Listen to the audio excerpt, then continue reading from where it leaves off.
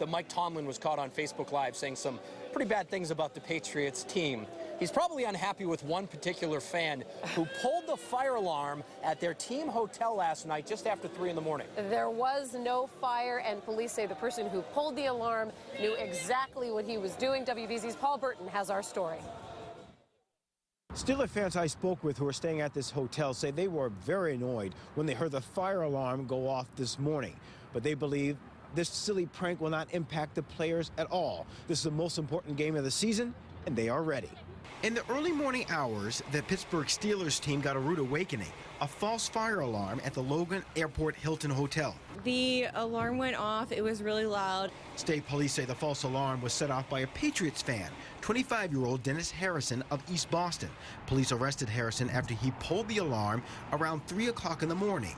They said he was not a guest at the hotel and had no legitimate reason for being there, which led some Steelers fans to suspect one thing.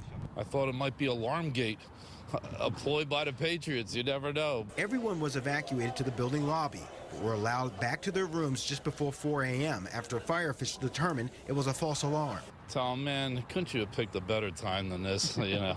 But I'm glad they caught the guy. As the Steelers boarded the bus this afternoon, fans say the distraction will not impact the game. The Steelers are laser focused. You know, you weren't expecting something like that, but, you know, it goes with the flow. Do you think it impacted the team at all? No, I do not. I don't think it's a big deal.